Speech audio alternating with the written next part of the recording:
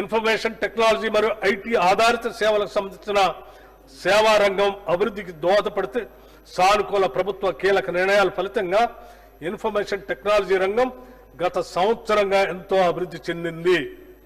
కృత్రిమ మేధ, block chain వంటి కటింగ్ ఎడ్జ్ టెక్నాలజీలకు ప్రాధాన్యత ఇస్తూ ఆధునిక ప్రక్రియల అభివృద్ధికి ప్రభుత్వం విశేషంగా కృషి చేస్తుంది. రాష్ట్ర ప్రభుత్వం గత సంవత్సరం సెప్టెంబర్ నెలలో ఆర్టిఫిషియల్ ఇంటెలిజెన్స్ గ్లోబల్ సమ్మిట్ 2024ను అత్యంత ప్రతిష్టాత్మకంగా నిర్వహించింది.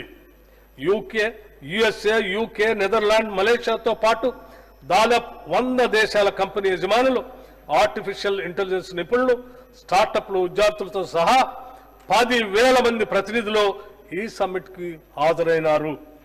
Nvidia, Microsoft, Amazon web services, CDAC వంటి కీలకమైన ఏఐ కంపెనీలతోనూ ఇతర స్టార్టప్లతోనూ ప్రభుత్వం 20 అవగాహన ఒప్పందాలను కుదుర్చుకుంది.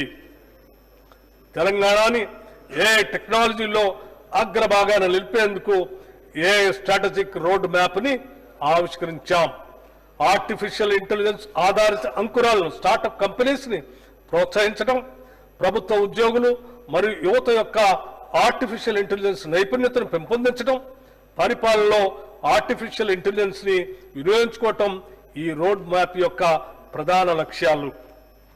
ఫ్యూచర్ సిటీలో అంతర్భాగంగా 200 ఎకరాల్లో ప్రత్యేకంగా ఆర్టిఫిషియల్ ఇంటెలిజెన్స్ సిటీని నిర్మిస్తాం. ఈ ఏఐ సిటీ ప్రపంచంలోని పారిశ్రామిక దిగ్గజ కంపెనీలకు కేంద్రంగా మారుతుంది.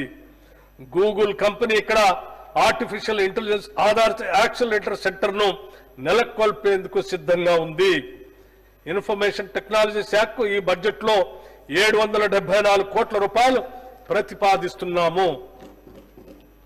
లేటెస్ట్ న్యూస్ తెలుగు మరియు ఇంగ్లీష్ అప్డేట్స్ కోసం ఇప్పుడే క్యూన్యూస్ అఫీషియల్ యాప్ ని ప్లే స్టోర్ నుండి డౌన్లోడ్ చేసుకోండి. సరికొత్త సమాచారాల కోసం క్యూన్యూస్ వెబ్సైట్ ని ఫాలో అవ్వండి. ఛానల్లో ప్రాంతీయ, జాతీయ, అంతర్జాతీయ వార్తలు వీక్షించండి. లైక్ చేయండి.